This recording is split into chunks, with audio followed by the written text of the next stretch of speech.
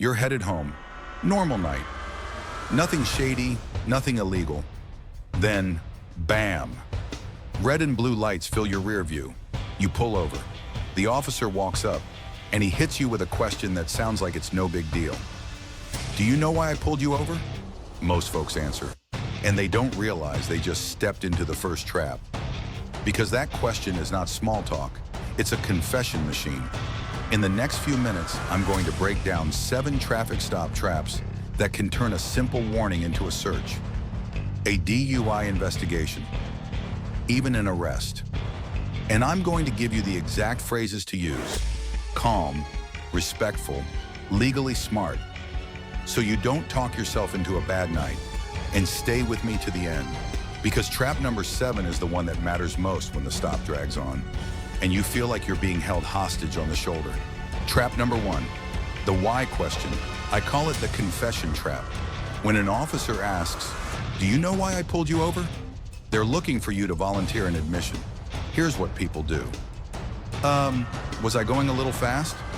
Maybe my tail light was out. Or the worst one. Officer, I only had 2 beers. I think I'm safe to drive. Even if the officer wasn't totally sure what they saw, your guess can become the reason. So here's the move. Simple, polite, and it forces clarity. "Oh, officer, why did you stop me?" Say it calmly, then stop talking. You're not being disrespectful.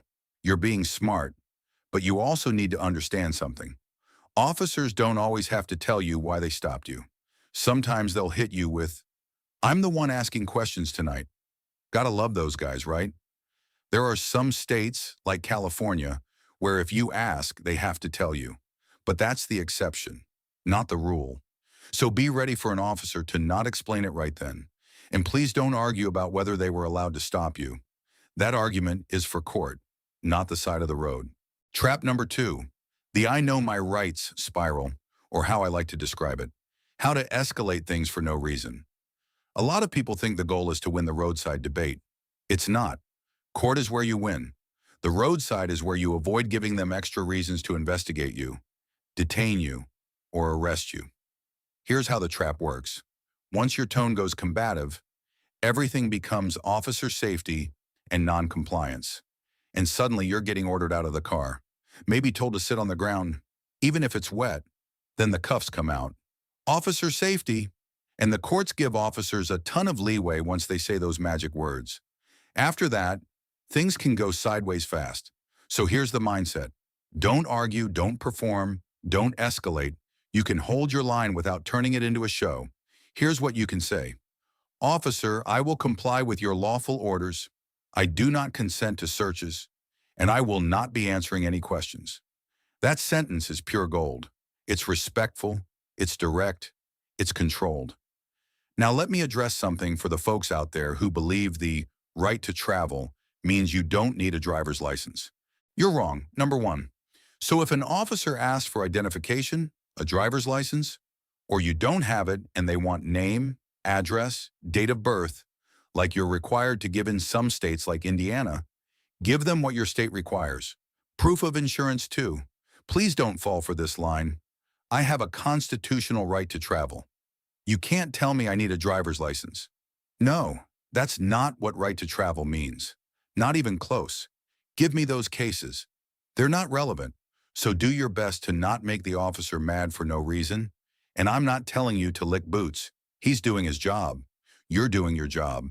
And your job is to assert your rights intelligently. So trap number 1, don't guess. Trap number 2, don't argue, control the tone.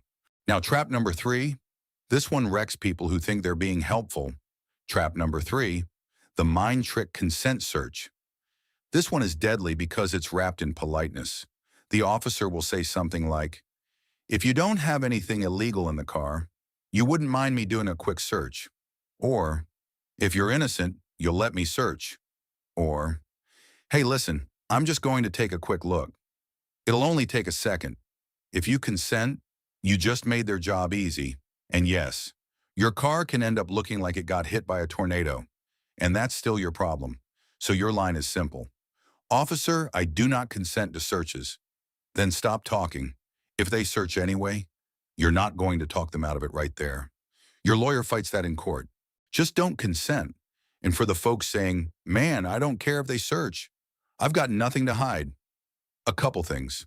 Number one, you don't actually know every single thing in your car. Did you give your nephew a ride? Do you know what he's doing all day? Was your car unattended at any point? Did someone get in it and stash something? Or number three, even if you truly have nothing to hide, they can search your car, leave your stuff scattered all over the roadside, and drive off. Don't do that to yourself. Don't do that to yourself. Don't consent to searches. Trap number 4, the windows, hands, movement trap. Officers are trained to watch hands and movement. And honestly, that part makes sense. The trap is when you get frantic, reaching everywhere, digging in the glove box, leaning under seats, just trying to grab my registration. Even innocent movement can get narrated as suspicious. I observed furtive movements. I feared for my safety. I suspected the driver was trying to hide something. So here's your best practice checklist in about 5 seconds. Pull over safely. Window down enough to communicate. Hands visible on the wheel. At night, turn the interior dome light on. And number 5, slow your speech down. And if your documents are somewhere you have to reach, say it first. My registration is in the glove box. I'm going to reach over and get it. That one sentence kills the furtive movement storyline. Now the officer can't honestly say, he was trying to hide something. He was acting suspicious. You're literally narrating compliance. And it goes without saying, if you are carrying a firearm, keep that separate from your license and registration. Whatever documents are in your glove box, keep them separate. You do not want a moment where an officer watches you open the glove box and he sees a firearm, because then it becomes a safety issue. And once it's a safety issue, officers can pretty much do whatever they want, unfortunately, and it might not end very nice for you. So keep firearms separate from documents. License, registration, insurance, keep that separate from any firearm.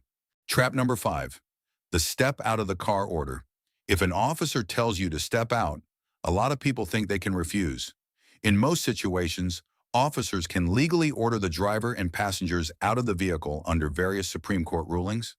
The trap is arguing about it, because that argument turns into resisting fast. It becomes non-compliance fast. It becomes officer safety faster than you can think. And suddenly you've got extra charges that did not exist 30 seconds ago. So do this instead. If the officer tells you to get out, figure out if it's a request or a command.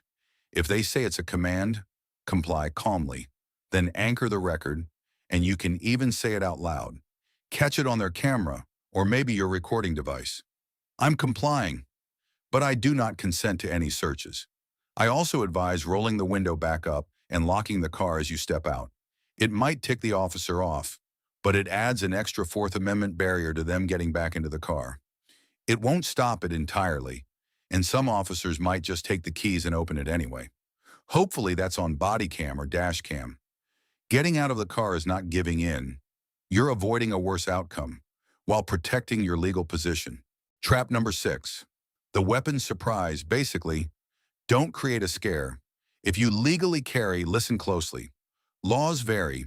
In some states, you have a duty to inform the officer you're carrying the moment he walks up. In some states, you have a duty to tell them you're carrying if they ask. Some states, like Indiana, you don't have to do anything, but you cannot lie if asked. Keep that in mind. Lying is a crime. Now here's the universal trap. Your paperwork and your weapon are stored in the same place. So you reach for an insurance card, and the officer sees a weapon. Now it's hands. Don't move. Step out. And your night could be ruined. So do 2 things.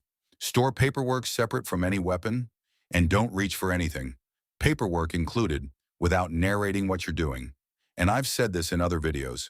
I would never touch a firearm in the presence of a police officer, because under officer safety, that can go very badly. You might not be going home that night, but that officer probably will be A-okay. So if you're in a state with a duty to inform, or the officer asks if you're carrying, here's your line. Officer, I want to let you know that I am lawfully carrying. How would you like me to proceed? If you're in a state that does not require disclosure, Please don't do anything that makes an officer think you are a risk to his safety, because again, that will not end well for you. Hands on the wheel, calm voice. Let them give you instructions. I want you to do this. I want you to do that. Now, trap number 7. This is what happens when the stop should be over, but somehow you're still not leaving. Trap number 7, the dragging it out trap, the Rodriguez clock. That's what I call it. This is the one they really hope you don't understand, because the stop turns into a fishing trip. The officer is checking something, waiting on a supervisor, running it again. Just one more minute. In Rodriguez v. U.S., the Supreme Court said police cannot extend a traffic stop beyond the time reasonably needed to handle the traffic mission, just to investigate other crimes, without legal justification. So what do you do in real life? First, wait until the ticket or warning is done, or the stop should clearly be over. Then you ask the question that resets the power dynamic. Officer, am I free to go? If they say yes, leave. If they say no, don't argue, clarify. Am I being detained? And if so, for what reason? Now, they may not have to tell you why they're detaining you or keeping you longer, but those words can trigger something in the officer's memory. Oh man, this guy knows something. He knows I'm dragging this out. If the officer won't answer, or gives you a bad answer, or just tries to keep you chatting, you use the cleanest line in America. I'm going to remain silent. And I want a lawyer. Because the goal is not to win a conversation on the roadside. The goal is to give them nothing they can use against you later. So here's a quick recap, with some screenshots to help you lock in all 7. Number 1. No, officer. Why did you stop me? Number 2. I'll comply with lawful orders. I won't answer questions. Number 3. I do not consent to searches. Number 4. Request or command, then comply with commands. My registration is in the glove box. May I reach? Number 6. I'm lawfully carrying. How do you want me to proceed? Number 7. Am I free to go? Here's the truth. Most traffic stops don't become cases because of what's in the car.